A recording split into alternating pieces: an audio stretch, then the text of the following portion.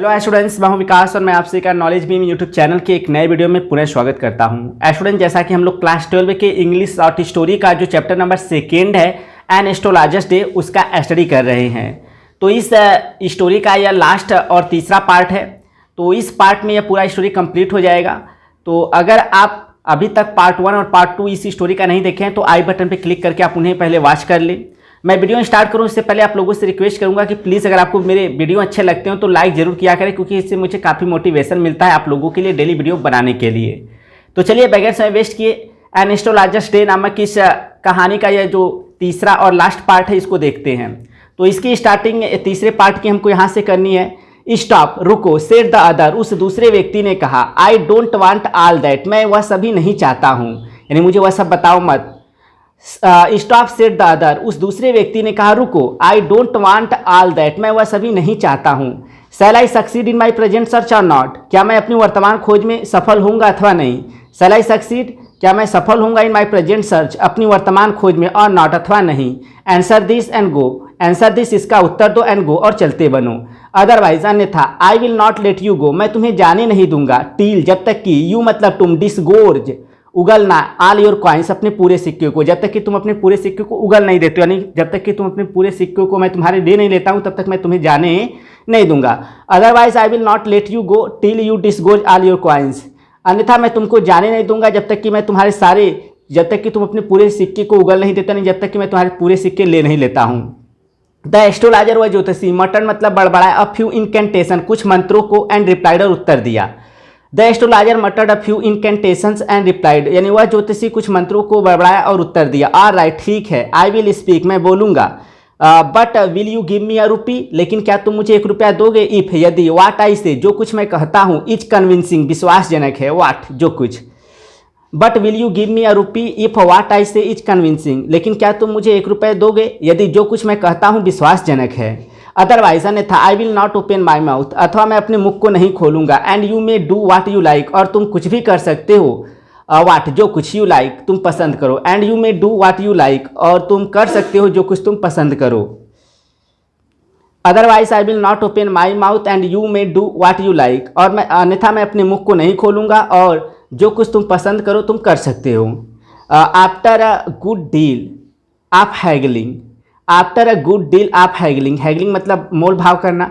After a good deal मतलब अत्यधिक। After a good deal of haggling, यानी अत्यधिक मोल भाव करने के बाद। द अदर मतलब दूसरा व्यक्ति, एग्रीड मतलब सहमत हो गया। द एस्ट्रोलॉजर सेड, उस ज्योतिषी ने कहा। You were left for dead, तुम्हें मरने के लिए छोड़ दिया गया था। एम आई राइट, क्या मैं सही हूँ, यानी क्या मेरी बात सही है।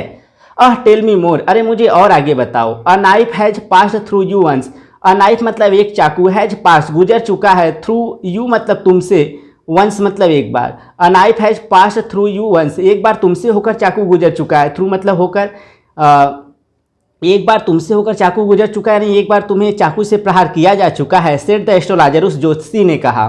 गुड फेलो, अच्छा साथी। ही बेयर्ड, वह नग्न किया या खुला किया। हिज चेस्ट, अपने छाती को। टू शो मतलब दिखाने के लिए। द स्कार मतलब उस घाव को। He bared his chest to show the scar, वह उस घाव को दिखाने के लिए अपनी छाती को बेयर्ड नग्न किया या फिर खोला। वाट इल्स, अन्य कुछ। And then you were pushed, और तब तुम्हें धक्का दे दिया गया। इनटू अ वेल मतलब एक कुएं में। नियर बाई मतलब पास ही के। In the village, in the field मतलब खेत में। And then you were pushed into a well nearby in the field, और तब तुम्हें पास ही के खेत के कुएं में धक्का दे दिया गया। You were left for dead, तुम्हें मरने के लिए छोड़ दिया गया। I should have been dead, मुझे मर ही जाना चाहिए था। If some passer by, if यदि कुछ राहगीर, हैड नॉट चांस सहयोग से, टू पिप झाके न होते, इनटू द वेल मतलब उस कुएं में। एक्सक्लेम द अदर, उस दूसरे व्यक्ति ने एकदम से कहा। ओवरवेलमेड अति उत्साहित होते हुए। बाय एंथुसियस मतलब उत्साह से। I should have been dead if some passer by had not chanced to peep into the well, exclaim the other overwhelmed by enthusiasm, यानी दूसरा व्यक्ति उत्साह से अति उत्साहित होते हुए एकदम से कहा, मुझे मर ही जाना चाहिए था यदि कुछ राहगीर सहयोग से उस कुएं में झाके न होते। When shall I get at him, मैं उस पर कब प्राप्त होऊंगा, अर्थात मैं उससे कब मिलूंगा। ही आस्क्ड, वह पूछा। क्लिंचिंग मतलब भींचते हुए। हिज फिस्ट, अपनी मुट्ठी को। When shall I get at him, he asked clenching his fist, यानी वो अपनी मुट्ठी को भींचते हुए या बंद करते हुए पूछा, मैं उस पर कब प्राप्त होऊंगा, अर्थात मैं उससे कब मिलूंगा। इसके बाद और आगे बढ़ते हैं।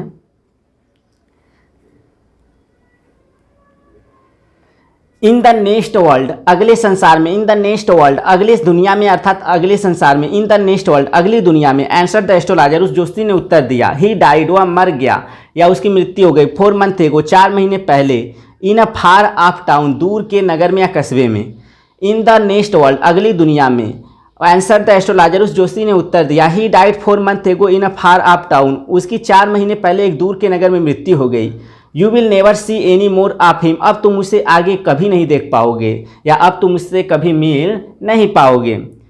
द अदर मतलब दूसरा, ग्रोन्ड मतलब काराहा, ऑन हियरिंग इट, यह सुनते हुए, यानी यह सुनते हुए दूसरा व्यक्ति काराहा या लंबी सांस लिया।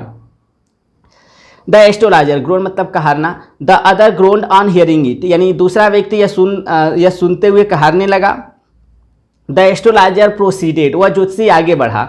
गुरु नायक, गुरु Nayak, you know my name, तुम मेरा नाम जानते हो। द अदर सेड, उस दूसरे व्यक्ति ने कहा, टेकन अबैक, अचानक। तो Guru Nayak, you know my name, तुम मेरा नाम जानते हो। The other said taken aback, दूसरा व्यक्ति अचानक कहा। As I know all other things, जैसा कि मैं दूसरी सभी चीज़ों को जानता हूँ। Guru Nayak, as I know all other things, जैसा कि मैं दूसरी सभी चीज़ों को जानता हूँ। गुरु नायक लिसन केयरफुली, गुरु नायक सावधानी से सुनो। टू वाट, जो कुछ, आई हैव टू से, मुझको कहना है, यानी गुरु नायक ध्यान से सुनो जो कुछ मुझे कहना है। योर विलेज, तुम्हारा गांव, इज मतलब है 2 days जर्नी, 2 दिन की यात्रा, यानी 2 दिन की यात्रा पर तुम्हारा गांव है, यानी 2 दिन की यात्रा करने पर तुम्हारा गांव आएगा। Due north of this town, इस नगर के उत्तर की ओर। Your village is 2 days journey due north of this town, यानी तुम्हारा गांव इस नगर के उत्तर की ओर 2 दिन की यात्रा पर है। टेक द नेक्स्ट ट्रेन, अगली ट्रेन को लो। एंड बी गॉन, और चले हुए हो जाओ या चले जाओ। आई सी, मैं देखता हूँ। वंस अगेन, एक बार पुनः। ग्रेट डेंजर मतलब बड़ा खतरा। टू योर लाइफ, तुम्हारे जीवन के लिए। If you go from house, if you go from home, यदि तुम घर से बाहर जाते हो या घर से जाते हो। I see once again great danger to your life if you go from home, मैं तुम्हारे लिए पुनः एक बड़ा खतरा देखता हूँ यदि मैं तुम्हारे जीवन के लिए पुनः एक बड़ा खतरा देखता हूँ। If you go from home, यदि तुम घर से जाते हो या घर से निकलते हो, यदि तुम घर से निकलते हो तो मैं तुम्हारे लिए एक बार पुनः बड़ा खतरा देखता हूँ। ही टुक आउट अ पिंच, ही मतलब वह टुक आउट बाहर निकाला, अ पिंच एक चुटकी, ऑफ सेक्रेड इस पवित्र भस्म का, एंड हेल्ड इट और इसे पकड़ा दिया, टू हिम मतलब उसे। He took out a pinch of a sacred ash and held it to him, यानी वह पवित्र भस्म का एक चुटकी निकाला और इसे उसे पकड़ा दिया। रब इट, इसे मल लो, ऑन योर फोरहेड, अपने मस्तक पर, एंड गो होम और घर चले जाओ। इसे अपने मस्तक पर मल लो, रब मतलब रगड़ना या मलना, एंड गो होम और घर चले जाओ। नेवर ट्रैवल साउथवर्ड अगेन, पुनः दक्षिण की यात्रा कभी मत करना। And you will live to be 100, और तुम 100 का होकर जीवित रहोगे, अर्थात 100 साल तक जीवित रहोगे। Why should I live home again, मुझे घर पुनः क्यों छोड़ना चाहिए, लिव मतलब छोड़ना। Why should I live home again, मुझे घर पुनः क्यों छोड़ना चाहिए। द अदर सेड, उस दूसरे व्यक्ति ने कहा, रिफ्लेक्टिवली मतलब विचार करते हुए, उस दूसरे व्यक्ति ने सोचते हुए या विचार करते हुए कहा, मुझे पुनः घर क्यों छोड़ना चाहिए।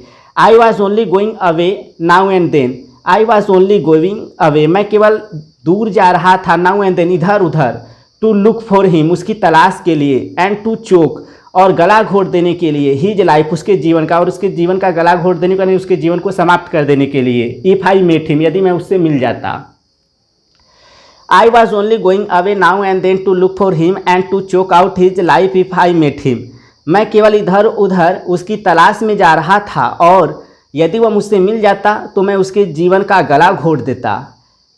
ही मतलब वह, सुख मतलब हिलाया, ही झिट मतलब अपने सिर को, रिग्रेटफुली मतलब पश्चातापपूर्वक, वह पश्चातापपूर्वक अपने सिर को हिलाया। He has escaped my hand, वह मेरे हाथों से बच निकला या बच गया। आई होप, मुझे आशा है, एटलीस्ट कम से कम, ही डाइड उसकी मृत्यु हो गई, एज ही डिजर्व जिसके कि वह योग्य था। He has escaped my hand, वह मेरे हाथों से बच निकला। आई होप, मुझे उम्मीद है या आशा है, at least he died as he deserve, कम से कम उसकी मृत्यु हो गई जैसा कि वह उसी के योग्य था। यस हाँ, सेड द एस्ट्रोलॉजर, उस ज्योतिषी ने कहा। He was crush under a lorry, he was crush उसे कुचल दिया गया, अंडर अ लोरी एक भारी वाहन के द्वारा या एक ट्रक के द्वारा। तो he was crush under a lorry, यानी एक ट्रक के नीचे वह कुचल गया या एक ट्रक के नीचे उसकी मृत्यु हो गई। क्रश मतलब कुचलना। He was crushed under a lorry, एक भारी वाहन या एक ट्रक के नीचे वह कुचल गया। द अदर मतलब दूसरा व्यक्ति, लुक्ड मतलब दिखा, ग्रेटिफाइड मतलब संतुष्ट, टू हियर इट या सुनकर, दूसरा व्यक्ति यह सुनकर संतुष्ट दिखा। अब आगे बढ़ते हैं। The place was deserted, the place मतलब वह स्थान, वाज डेजर्टेड सुनसान पड़ गया, बाय द टाइम उस समय तक, यानी उस समय तक वह स्थान सुनसान पड़ गया। द एस्ट्रोलॉजर मतलब ज्योतिषी, पिक्ड अप मतलब उठाया, हिज आर्टिकल्स अपने वस्तुओं को, and put them into his bag और उन्हें अपने बैग में वापस रखा या उन्हें अपने बैग में रखा। The place was deserted by the time, उस समय तक वह स्थान सुनसान पड़ गया था। The astrologer picked up his articles and put them into his bag, यानी वह ज्योतिषी अपने वस्तुओं को उठाया और उन्हें अपने बैग में वापस रख दिया। The green shaft was, the green shaft वह हरा तीर, वाज आल्सो गॉन भी जा चुका था, यानी वह हरा तीर भी जा चुका था। लिविंग द प्लेस उस स्थान को छोड़ते हुए, इन द डार्कनेस मतलब अंधकार में, यानी वह हरा तीर भी उस स्थान को अंधकार में छोड़कर जा चुका था। एंड साइलेंस और शांति में, the green shaft was also gone living the place in darkness and silence, यानी वह हरा तीर भी उस स्थान को अंधकार और शांति में छोड़ते हुए जा चुका था। The stranger had gone off into the night, वह अजनबी रात्रि में दूर जा चुका था। आफ्टर गिविंग द एस्ट्रोलॉजर उस ज्योतिषी को देने के बाद, a hand full of coins एक मुट्ठी भर सिक्के, यानी वह अजनबी भी रात्रि में दूर जा चुका था उस ज्योतिषी को एक मुट्ठी भर सिक्के देने के बाद। इट वाज नियरली मिडनाइट लगभग मध्य रात्रि हो गया था। वेन जब द एस्ट्रोलॉजर मतलब ज्योतिषी रिच्ड होम घर पहुंचा। It was nearly midnight when the astrologer reached home, जब वह ज्योतिषी घर पहुंचा तो लगभग मध्य रात्रि हो गया था। हिज वाइफ वाज वेटिंग, उसकी पत्नी प्रतीक्षा कर रही थी, फॉर हिम मतलब उसके लिए, यानी उसकी पत्नी उसके लिए प्रतीक्षा कर रही थी। एट द डोर मतलब दरवाजे पर। एंड डिमांडेड और मांग की, एन एक्सप्लेनेशन एक स्पष्टीकरण की, यानी एक स्पष्टीकरण की मांग की, यानी पूछी कि क्यों ऐसा हुआ। It was nearly midnight when the astrologer reached home, लगभग मध्यरात्रि हो गया था जब वह ज्योतिषी घर पहुंचा। His wife was waiting for him at the door, उसकी पत्नी दरवाजे पर उसके लिए प्रतीक्षा कर रही थी। एंड डिमांडेड एन एक्सप्लेनेशन और एक स्पष्टीकरण की मांग की। ही फ्लंग द क्वाइंस, वह उन सिक्कों को उछाल दिया। एट हर मतलब उस पर, यानी वह उन सिक्कों को उसे दे दिया। एंड सेड और कहा, काउंट देम उन्हें गिनो। One man gave all that, एक व्यक्ति ने यह सभी दिया है, यानी कि एक व्यक्ति ने यह सब दिया है।